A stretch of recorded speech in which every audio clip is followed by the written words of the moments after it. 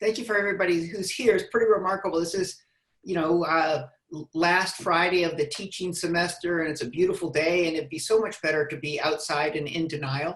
But here we are. So I'm going to talk about what's happening. I'm going to talk in part about contemporary politics, but I'm going to talk about it through the lens of the way in which race has been weaponized in American electoral politics over the last 50 years. And I'm going to talk about these larger historical patterns, but they have not just contemporary analogs in the sense of 2016, but in the sense of what's been happening in the last couple of weeks around the pandemic and the way the pandemic is being framed politically, both by Donald Trump and by Joe Biden.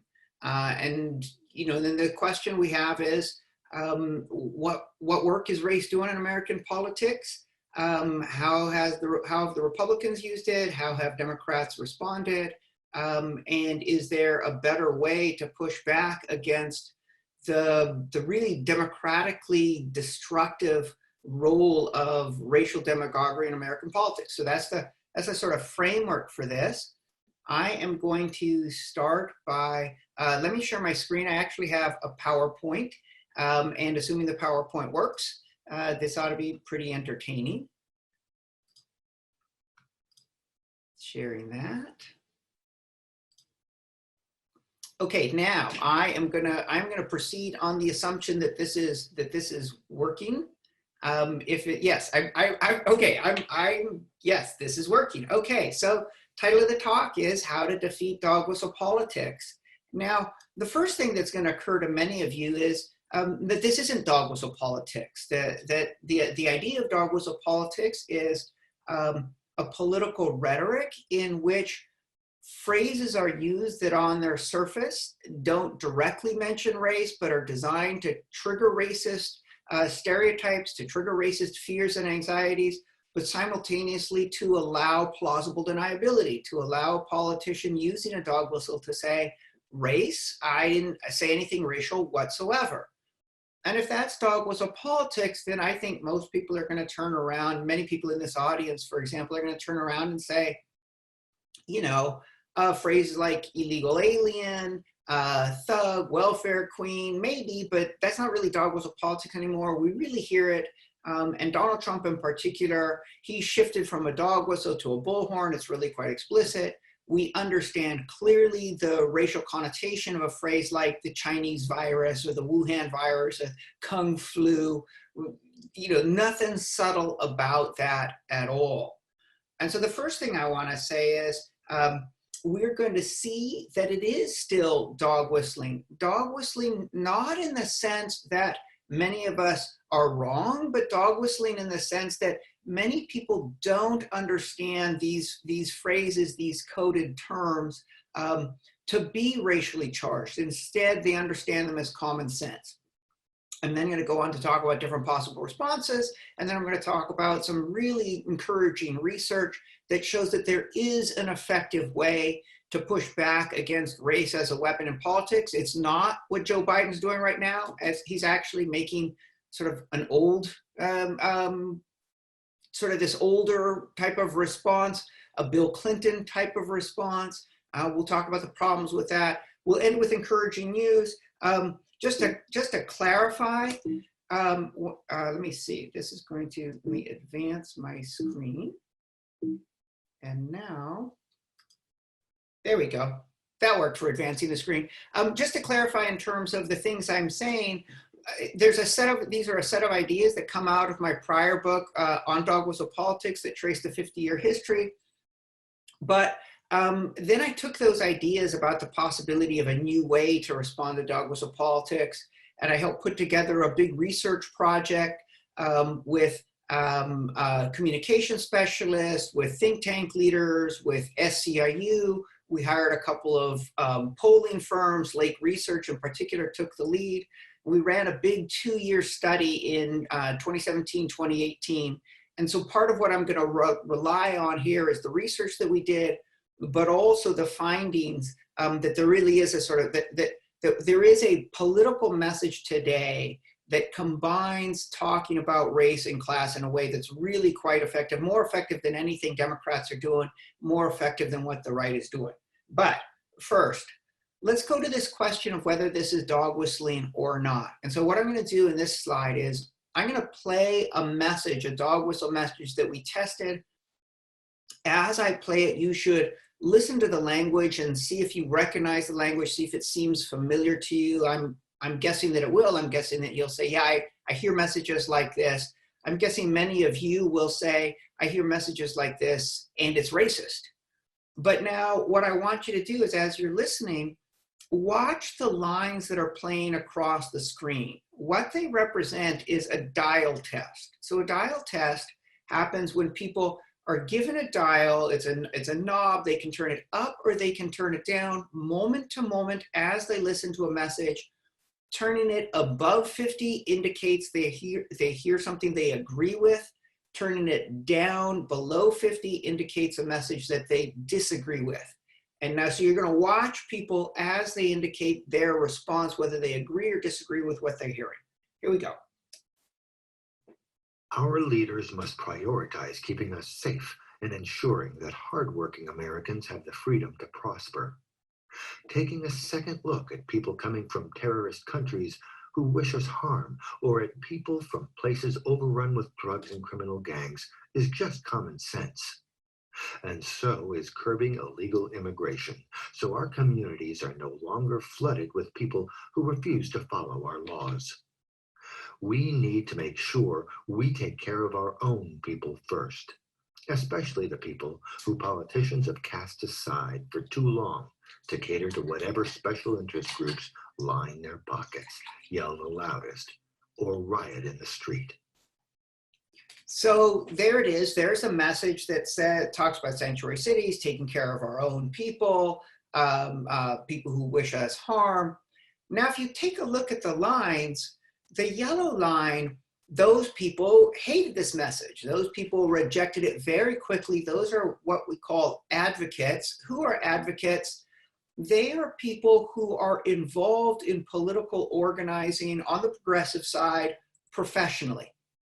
They paid organizers for unions. They might work for a grassroots group, grassroots. Right. So these are people who are in the field all the time. They hated this message. But now take a look at some of the other numbers. As you go up from the yellow, you hit the blue line. That's the progressive base. Parenthetically, you see, that's about 23% of the national population.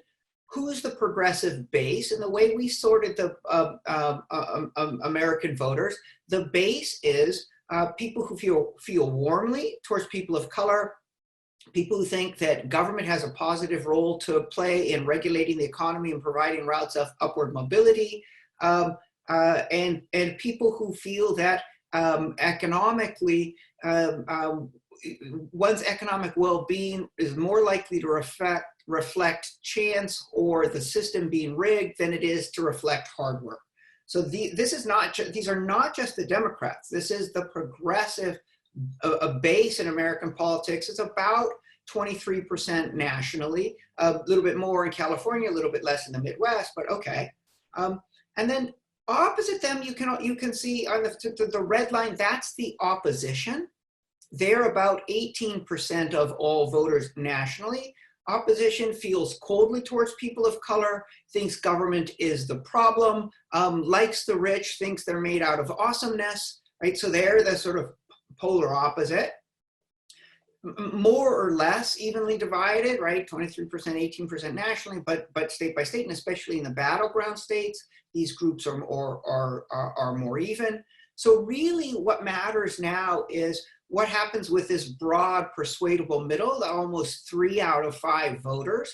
How do they react? And that's the green line. And when you look at the green line, they really like this message. This message doesn't come across to them as racist. This message comes across to them as common sense.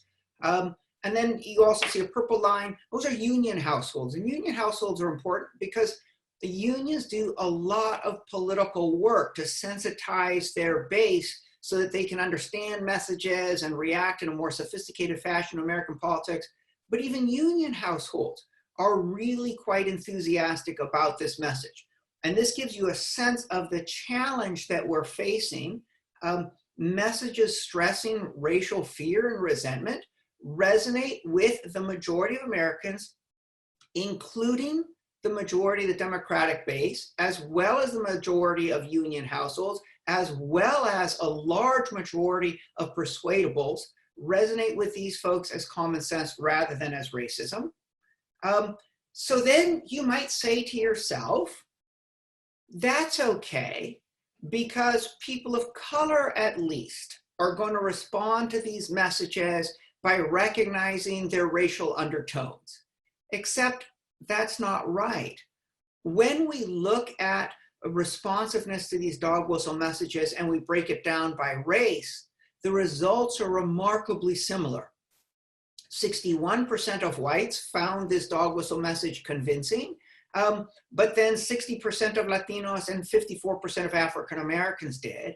And if you look at the solid black bar on the bottom, that's the percentage of each group that dialed to 100. That is, they listened to this message and they were like, yes, I couldn't agree more strongly with this message. 18% of whites, but 16% of Latinx and 15% of African American.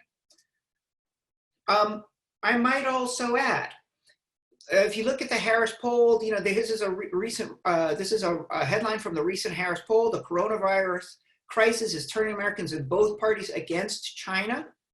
Donald Trump right now is explaining the pandemic by blaming China. He's saying it's a China virus. He's saying Biden is weak on China. The problem is really that China lied to us. Right?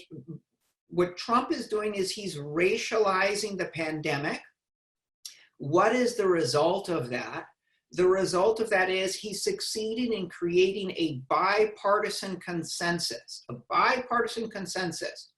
that the pandemic that we're currently enduring is more China's fault than Trump's fault, or frankly, than the Democrats' fault, right? He has created, the idea that this is a China virus resonates with the majority of Americans. This is part of what we're up against. Now, part of what I want to get at is why these dog whistle messages are so powerful. Why are they so resonant with people when a lot of us respond and say, that's just evident, an evident attempt to divide us by race. And here I want to step back and give a little bit more historical context. I want to go back to 1963, back to the moment that dog whistling really gets started. Dog whistling gets started in response to the civil rights movement.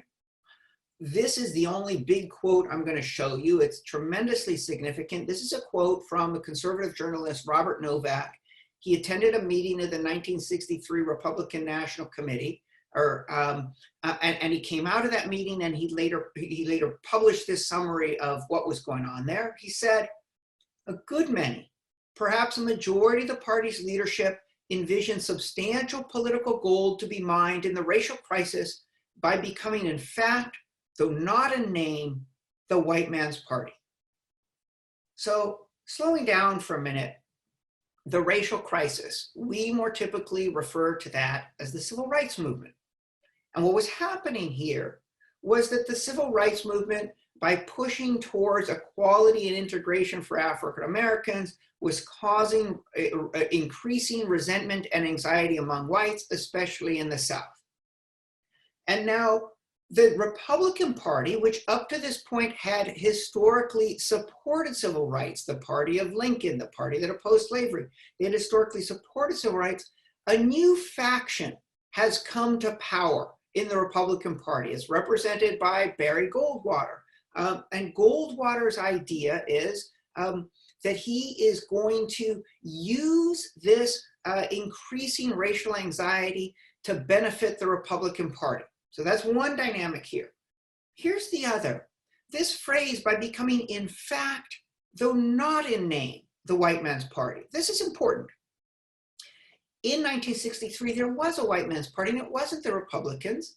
It was the Southern Democrats. It was the Southern Democrats who were quite explicit about representing whites, quite explicit about using law and violence to disenfranchise African Americans all across the South. And what the Republicans are saying is, we are now going to make an appeal for white voters, for the votes of whites, but we're going to do so in a way that is not explicit. We're going to do so in a way that's in fact, but not in name. We're going to do so through dog whistles. And so this is really where dog whistling becomes a form of national politics. The primary dog whistle of the time was states' rights.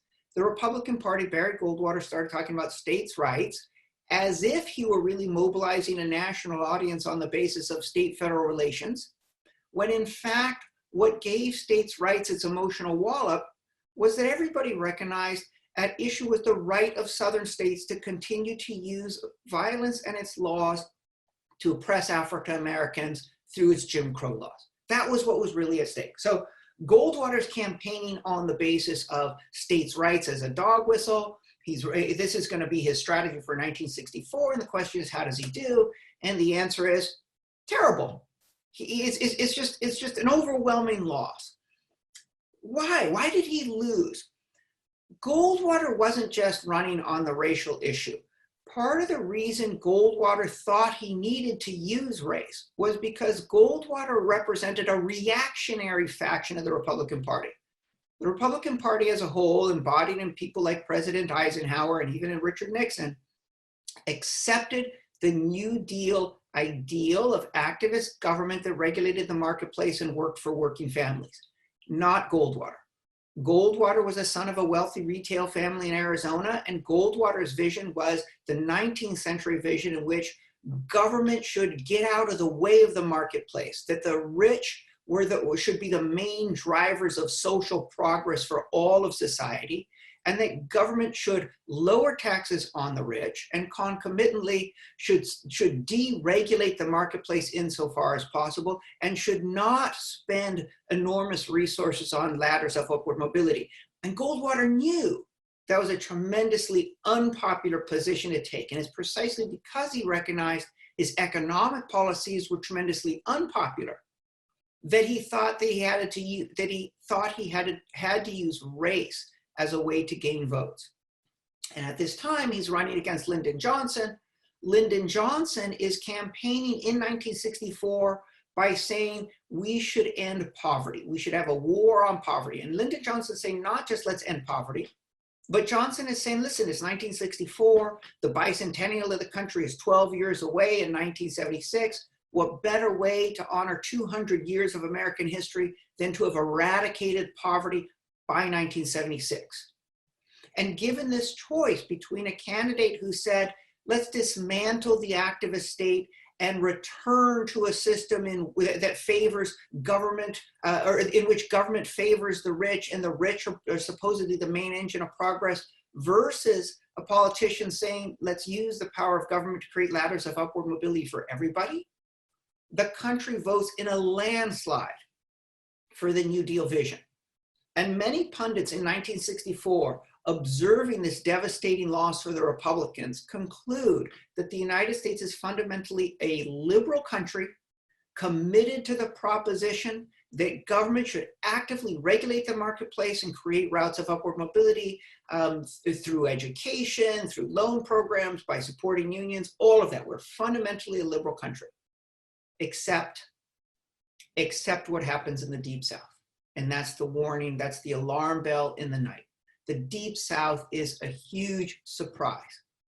Why? These are diehard Democrats. They loathe the Republican Party. They loathe the party of Lincoln. Diehard Democrats just voted for Republican. Moreover, Southern Democrats were deeply committed to the New Deal. The New Deal rescued, saved the South, brought electricity to the South. And yet they just voted for a candidate who promised to dismantle the New Deal. And here was the alarm, here was the warning. Could the most diehard Democrats, those most committed to, those who benefited the most from the New Deal, be convinced to vote for a Republican who promised to dismantle activist government if they were appealed to in racial terms? That was the warning, that was the question. Richard Nixon wasn't clear in 1968 He pivots to dog whistling late in the election. He wins, but barely. By 1970, though, number crunchers in the Republican Party and in the Democratic Party have looked at the results across the country, and they say, yes, Republicans can use race as a wedge issue to break the New Deal coalition of African Americans, the white working class, and coastal liberals. Yes, race will work. And Nixon in 1970 pivots to a full dog whistle campaign. He starts talking about states' rights. He talks about the northern analog to states' rights, which is forced busing, as if the issue of putting children on a bus rather than the integration, the racial integration that busing was designed to achieve. He begins to talk over and over again about the silent majority and about law and order. A lot of the language that Donald Trump has now picked up on. Did Nixon understand what he was doing? Did he understand what he was saying? We have Nixon watching one of his own Law and Order ads and saying, that's it. Law and Order, that hits it right on the head. It's all about the damn Negroes and Puerto Ricans. Richard Nixon knows exactly what he's doing. He's dog whistling. He calls this his Southern strategy because he thinks this is going to be how he pulls the South over to his side, over to the Republican Party, out of the grasp of the Democratic Party. How did he do? That's what he did. That's 1972. That's 8 years after Lyndon Johnson won in a landslide across the country. And all of a sudden, the Republican Party comes to understand this isn't a Southern strategy. It's a national strategy. All across the country, Richard Nixon wins in an even bigger landslide than Lyndon Johnson. Now,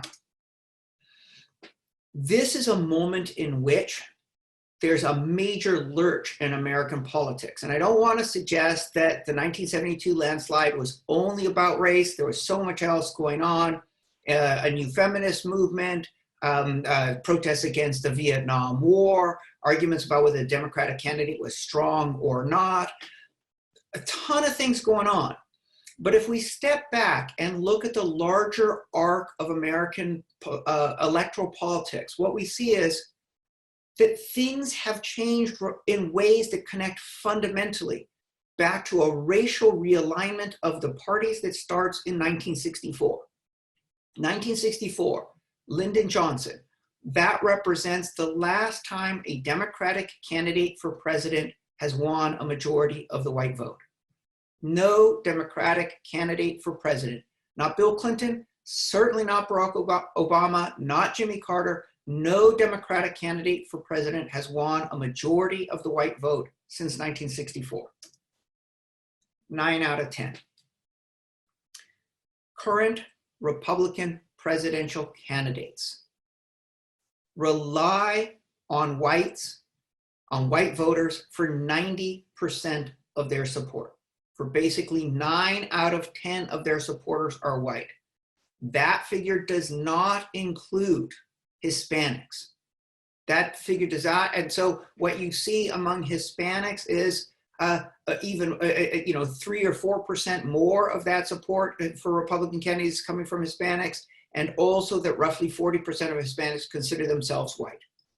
The vast bulk of support for Republican presidential candidates today is coming from white voters, 98%.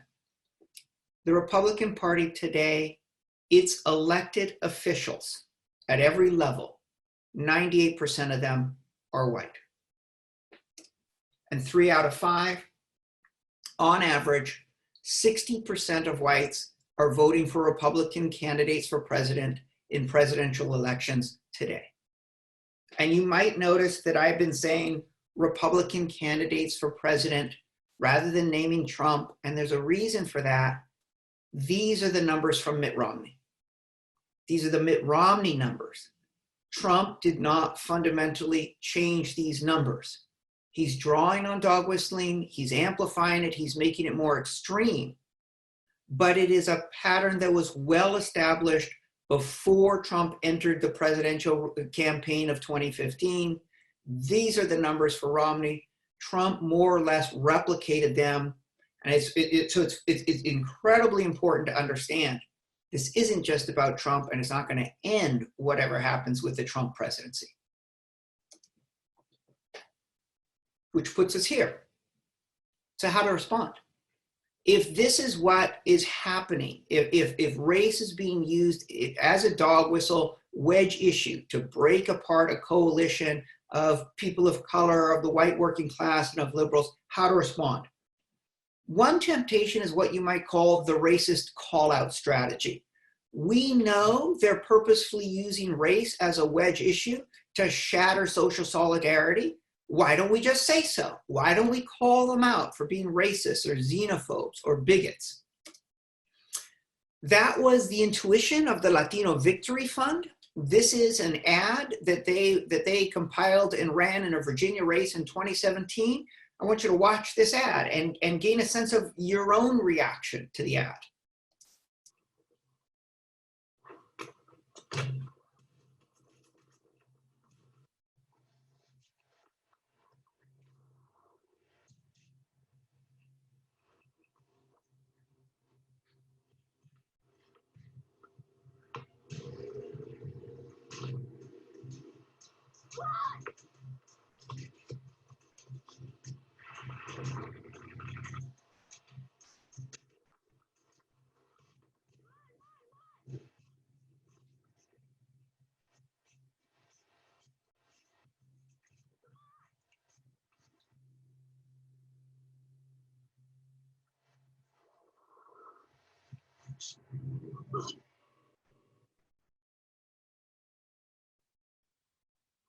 Is this what Donald Trump and Ed Gillespie mean by the American dream? Latino Victory Fund paid for and is responsible for the content of this advertisement. Let me talk about that ad by talking about what's happening right now with Trump and this idea of a China virus. What I have up here right now is a screenshot from a Trump campaign ad. And what the ad does is it features a clip of Joe Biden saying that this is not a time for hysterical xenophobia or for fear-mongering.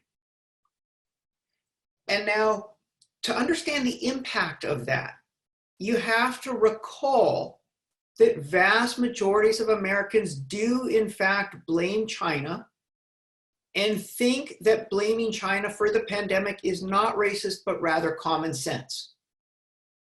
And so what the Republicans are doing, and this has been a tactic of dog whistle politics since the 1960s, is a set of maneuvers that I call punch, deny, counterpunch. Punch, push race into the political conversation by using a dog whistle. Deny, turn around and say, what are you talking about? This wasn't about race. I didn't say a racial word at all. So call it the China virus, or blame China, and then turn around and say, it's a fact that the virus originated in China. It's a fact that it's geographically accurate. It's a fact that the communist government there did a poor job of responding to the virus. All I'm doing is mentioning these facts. I never said anything about race. And then the counterpunch. Wait for liberals to accuse you of racism or bigotry, and then turn around and say, first, that's absurd. I never mentioned a race word. And second, that's racist of them. Liberals are racist against us because when we say something that's common sense, like China's at fault, or we got to keep out illegals, or we got to ban people from terrorist countries that mean us harm, that's just common sense, but they accuse us of being bigots. This ad, this screenshot, what it indicates more than anything else is that Trump and the Republicans want liberals to respond to their race baiting by calling them racist and bigots. They actually feel that the progressive racist call-out strategy works for them. It actually helps them because it deepens their basic story. Their basic story is we as a country are locked into racial conflict. We're locked into conflict between racial groups. Dear voter, when you go to the poll, you're voting to choose your racial team. Are you with those angry minorities and their liberal supporters who think everybody else is a racist? Or are you with Americans? That's the framework. Americans coded as white. That's the framework that they hope voters will carry with them. That's the framework that's actually accentuated by the racist call-out strategy. One other thing to add here. When we did focus groups, I knew that the racist call-out strategy was going to piss off a lot of whites. What I didn't realize is it demoralizes a lot of people of color too, not activists. Activists are really good with denouncing pervasive racism, structural racism, institutional bias. Fine, activists like that language. But for communities of color, when we tested a message that said, hey, the basic problem you face is a president who's trying to divide us by race, beloved by millions of Americans who respond positively to his racism, backed by 300 years of racist hierarchy, shocking news, people felt that that was overwhelming and that they responded to it by withdrawing politically, by reverting to a I can only take care of myself sort of framework rather than being energized to work with others. So the call the racist a racist strategy, not so good. Here's what else you can do. You can stay silent. You can switch the topic. And this is what the Democrats decided to do as early as 1970. Immediately, as they understood that race was going to be used as a wedge issue, they also understood that you couldn't name it as a wedge issue, as a tactic, as a strategy directly, that actually backfired. So they said, we'll do something else. We'll stay silent. We won't talk about it. We'll talk about the economy or healthcare, anything to get trade, anything so that we can ignore racial division, right? And just to be clear, the move to talk about the economy or the healthcare or trade, that was a racial strategy of staying silent about race because Democrats felt talking directly about racial division actually cost them votes, and in particular, alienated white voters. So, there's in some ways none, and in some ways myriad examples of Democrats avoiding race. I want to show you something else. I want to show you where the let's not talk about race strategy completely collapses. And so some of you may have seen this. Everybody should know it. The infamous Willie Horton ad.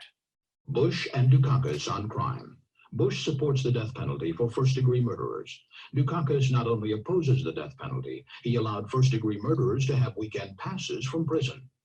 One was Willie Horton, who murdered a boy in a robbery, stabbing him 19 times. Despite a life sentence, Horton received 10 weekend passes from prison. Horton fled, kidnapped a young couple, stabbing the man and repeatedly raping his girlfriend. Weekend prison passes. Dukakis on crime.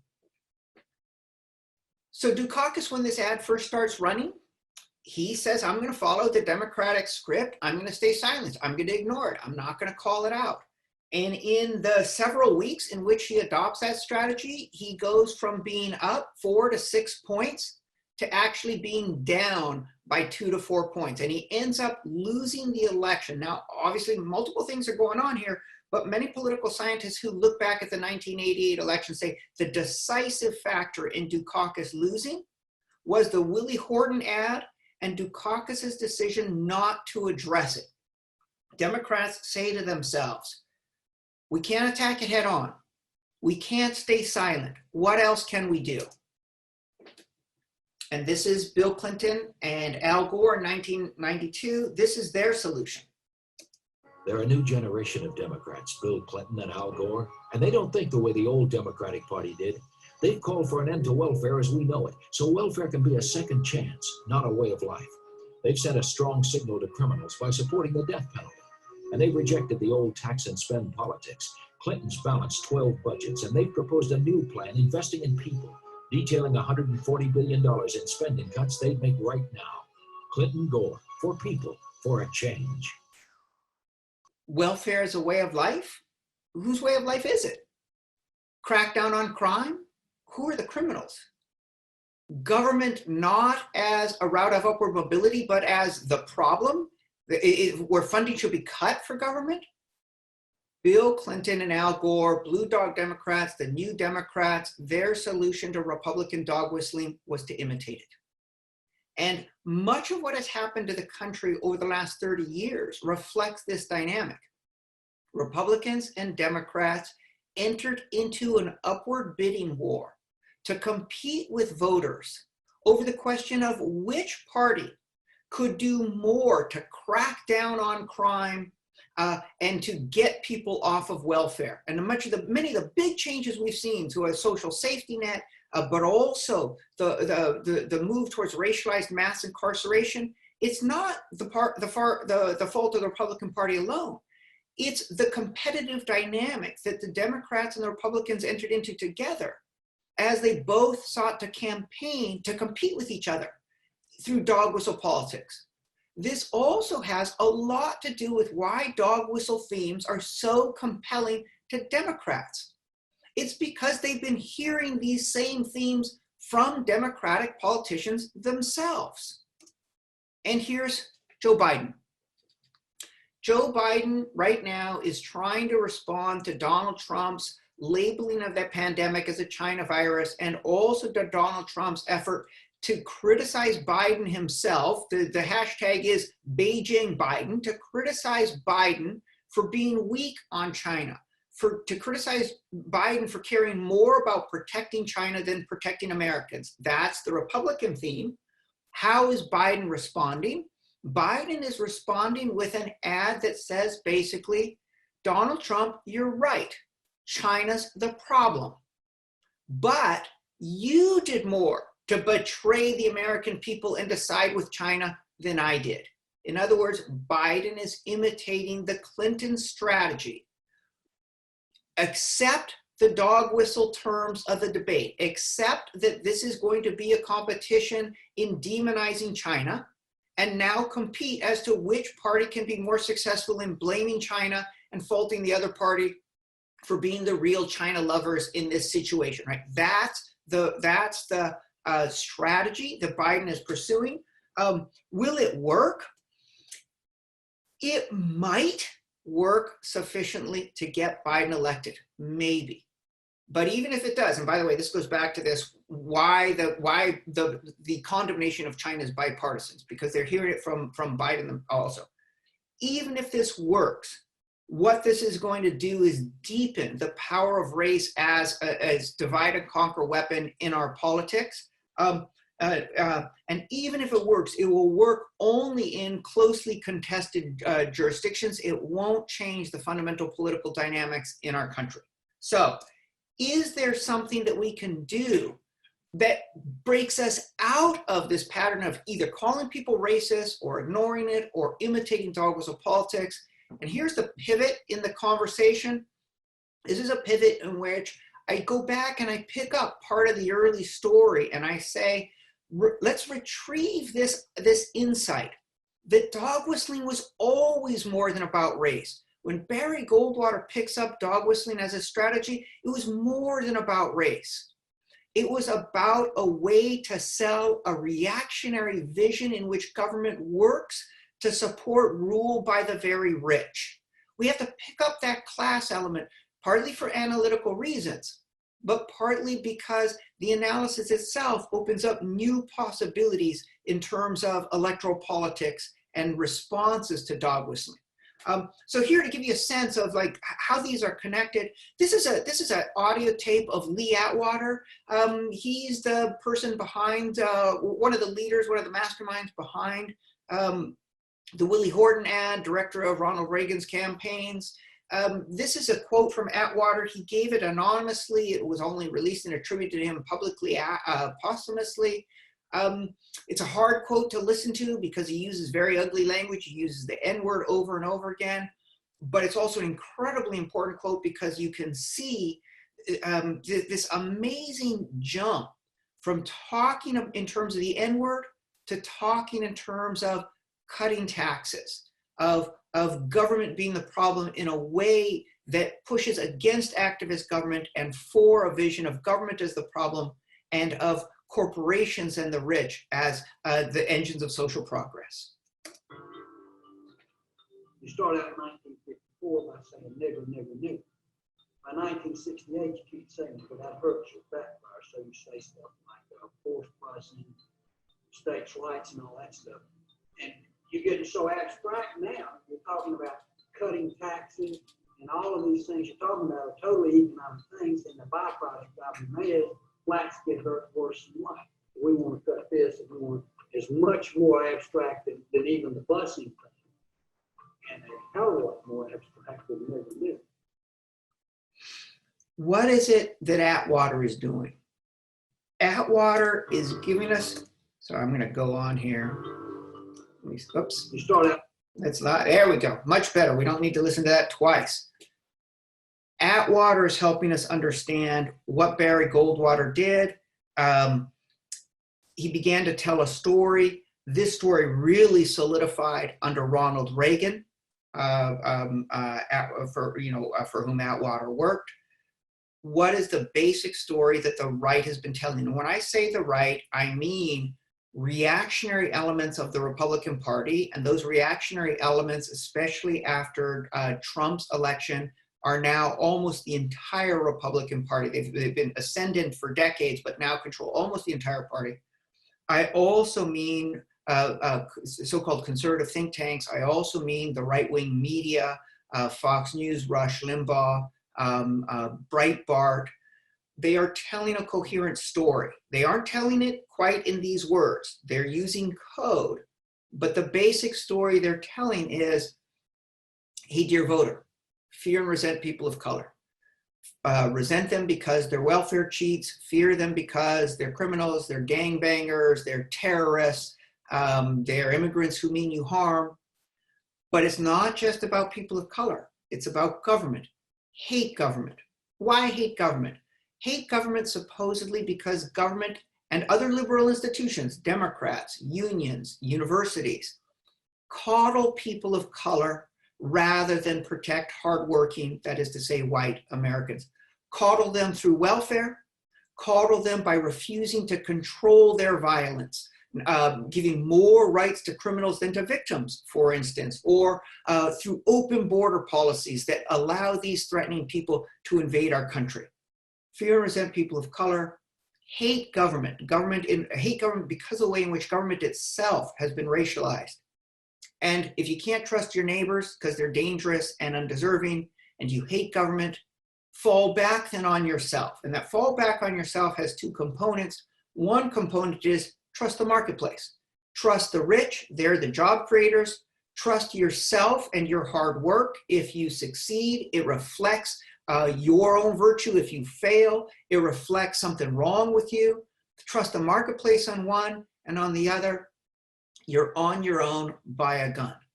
And this is how the NRA has been so powerful in telling this right-wing story, because it really accentuates the idea that you can't trust your neighbors and government has betrayed you. You need to protect yourself. You're the only one protecting yourself. This next slide. I really want to emphasize this slide. In some ways, this may be the most important slide of the entire presentation, because what it's doing is it's linking two phenomena that historically are not linked at all, that we commonly understand as very different phenomena. One slide in the red looks at mass incarceration. The other slide in the green looks at surging economic inequality. And we understand, many of us, that both of these are happening. What we fail to grasp is that it's not just coincidence.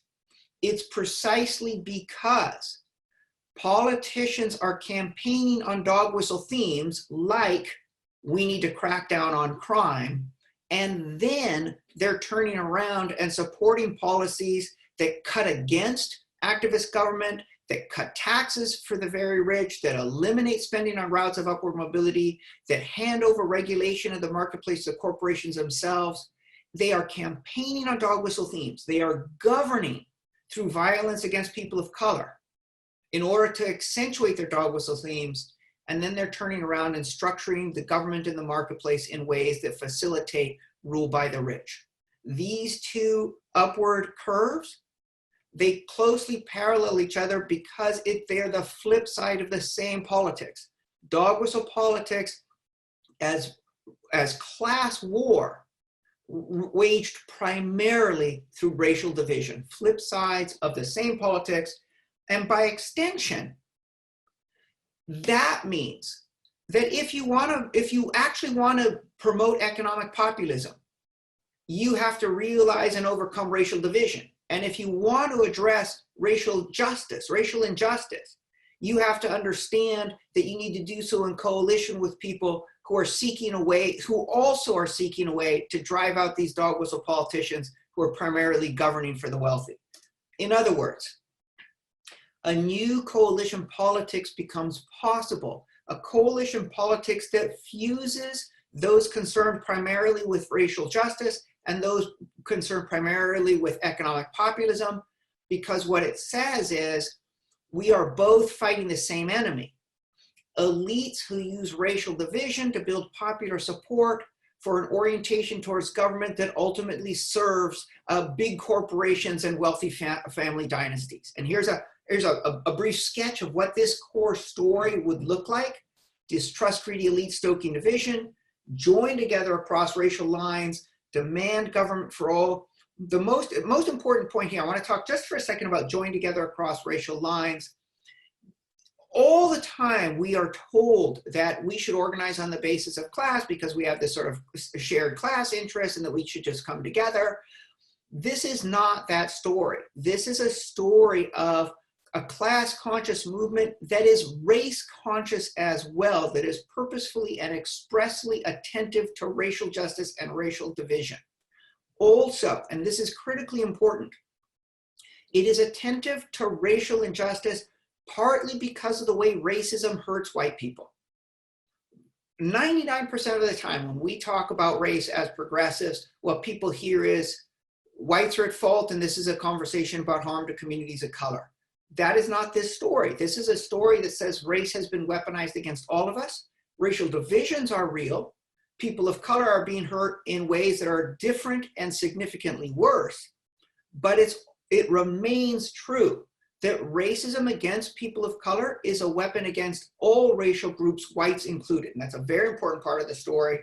I'm gonna move to a couple of different ways that this is illustrated. We can talk more about it, but just two quick ads, and then I'll wrap up. This is Amber, who's actually from Oakland. Whether you're a Black working class woman in Columbus, Ohio, or a white father in Kentucky, or a Latina student in Phoenix, it is the same ruling class using the same played out tactics to make us hate each other based on race, gender, religion, and sexuality. They are trying to make us point fingers in the wrong direction while we're all struggling and they are thriving. And we're struggling to build the families that we want with access to the healthcare that we need, provided by the jobs that bring us joy in order to manage the crippling debt from those fun, yet incredibly expensive degrees that we kind of don't really use. We gotta change who's in charge. It's time to give someone else a chance. And it's on all of us to actually support and cheer on a new generation of leaders. We choose us. We choose us. Don't you choose us? I would choose us. Us.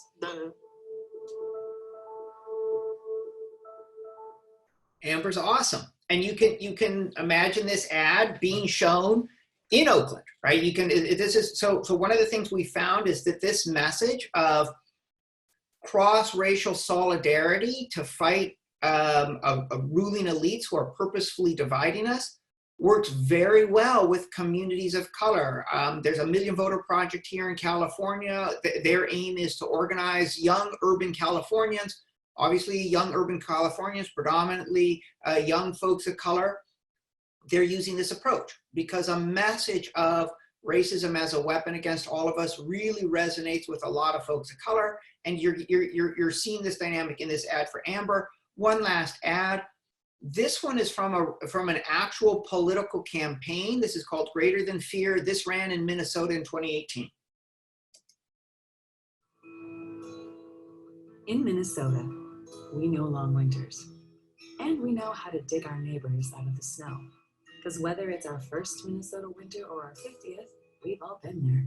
So when certain politicians want to divide us and make us afraid, we know that means they've got nothing else to offer. We're onto them. There are lots of ways to be Minnesotan, and all of them are greater than fear. In Minnesota, we're better off together.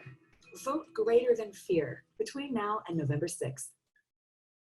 This message actually worked very well. The message was picked up by Faith in Minnesota and SEIU Minnesota, and it was working so well that the Democratic Party ended up using it, and they ended up adopting the greater than fear tagline. Democrats won every state elected office, every statewide state elected office did very well in the congressional elections as well. And what's important here is it's the same message. This is a message of cross-racial solidarity that also resonates with voters in the upper Midwest, the voters that are typically identified as battleground or swing voters, the sort of voters that we have to win, and typically identified as the voters that we have to win as part of the argument that we cannot therefore talk about race. Whereas in fact, what we found is talking about race as a source of division and expressly calling for all racial groups, whites included, to join together in a multiracial movement is the single most powerful political message available today. So I'm just going to wrap up, quick couple of highlights. It is so important to emphasize that we're all in this together, to recognize that divide and conquer is the main tactic being wielded against us, and that means we must unite and build, and in particular, we must unite against the sorts of divisions that are being used against us. That's mainly race. And when we unite against race, that's good for against racism, that's good for everyone, whites included. Next, that every big change, that is to say, regaining control of government, not just winning the White House, but actually regaining control of Congress, is going to require a wave election.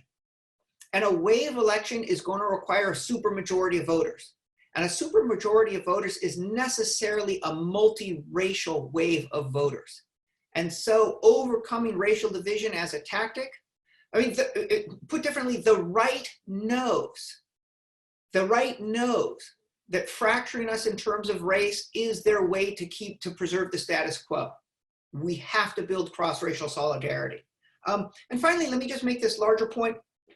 Partly the talk has been about the electoral campaigns, but really this is a talk about where America is in this larger trajectory of a country that simultaneously believes in equality, believes in liberty, believes in the dignity of all individuals, and also has never honored those promises, but has moved lurchingly, sometimes forward, sometimes back in that direction.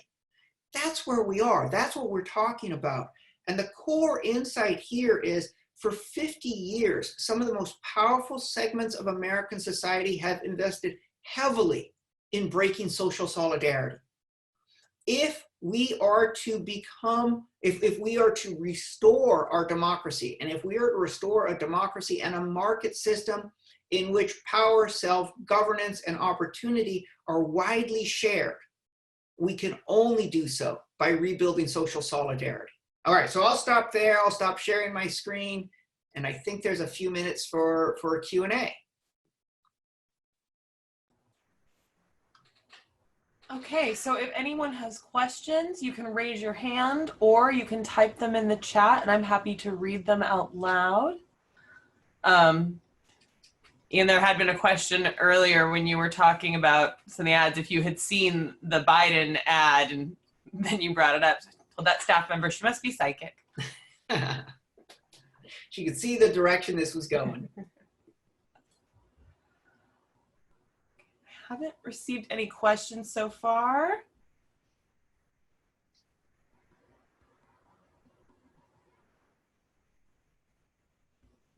Okay. Oh, hold on. I have a question coming in. One moment. All right.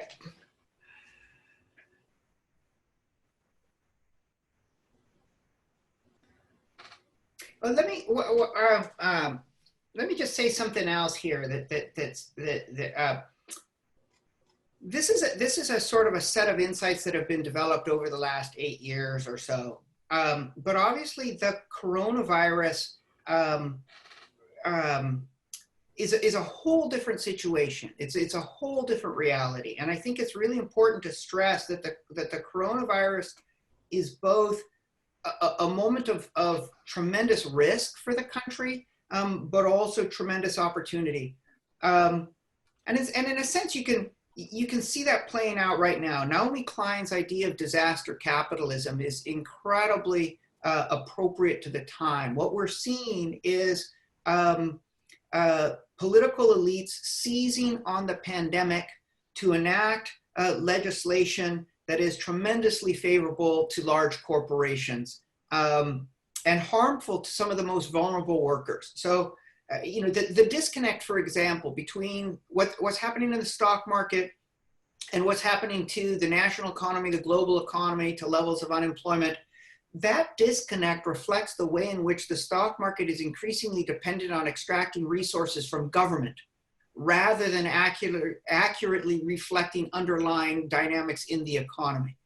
At the same time, there are myriad other examples of the Trump administration using this to cut environmental regulations. The Department of Labor right now is using coronavirus as an opportunity to cut the wages of foreign workers employed in agriculture. Some of the most vulnerable workers in the country, Department of Agriculture, Sonny Perdue, a large, industrial agriculturalist himself, moving to cut the wages of farm workers under the guise of helping farmers survive the pandemic, right? So this is disaster capitalism in action.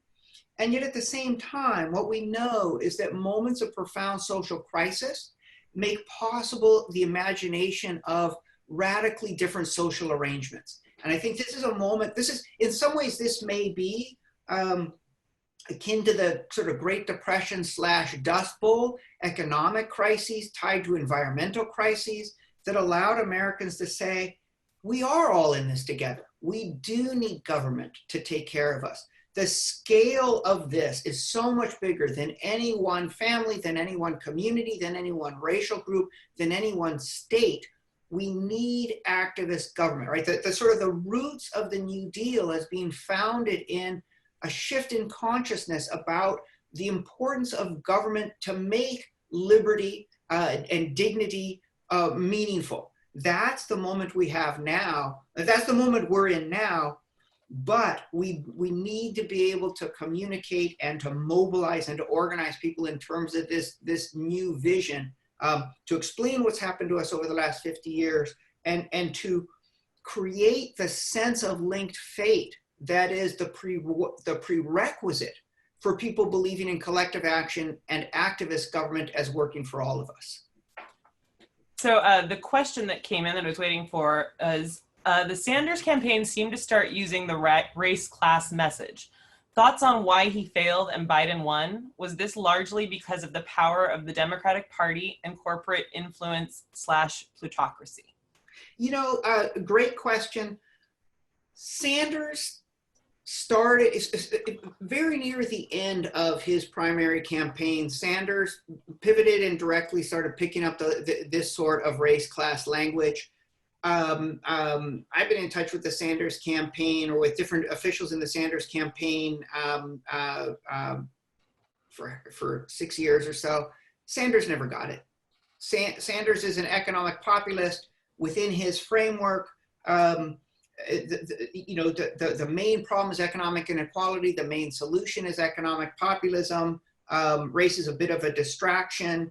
And so he had a very hard time pivoting to the idea, and it's closely congruent, but he couldn't pivot to the idea that, yes, we're talking about class war, but we need to give equal weight to the main weapon in that class war, which is racial division, right? And it's not just a recent phenomena. You can't understand the development of capitalism in the United States without also having a racial lens, whether you're talking about the dispossession of Native Americans or the rise of slavery. You can't understand capitalism, how it functions without a race lens. So that was part of it. As to why Sanders lost, I like to flatter myself and believe he lost because he didn't listen to me, but I don't think that's true. I think that Sean McElwee recently wrote a very nice essay. I think it was an interview in Politico, saying, listen, Sanders was convinced that he could win in a fractured Democratic field on the strength of a populist message. And he did very little to appeal to people in the more cautious Democratic voters. Let's put it this way, more cautious Democratic voters. The sort of Democratic voters who are deeply concerned about issues of electability. Sanders just told them, don't worry, I'm going to bring new people in. There's going to be this flood of young folks coming in. But he didn't have a strategy to really reassure a lot of Democrats, let alone the sort of Democratic Party heavyweights, that he was in fact electable and that he was reaching out to them and that he understood their concerns. And I think that was the main headwind that he ran into. I think very closely connected with that, he didn't think he needed to reassure African-American voters in the South who were very cautious in terms of who they were going to support. And I think that caution combined with familiarity more than anything else helps explain the support of Democratic voters in the South, especially a big generational gap, older Black voters in the South, their support for Joe Biden. I think we're out of time right now. I know that I speak for everybody, Ian, and thanking you so much for the terrific, enlightening presentation. If we had all been together, the room would have been packed and you'd hear resounding applause now. So thank you for taking time from your busy schedule to do this. Thanks to everyone for joining. Wish everyone a great weekend. Please take care, stay well.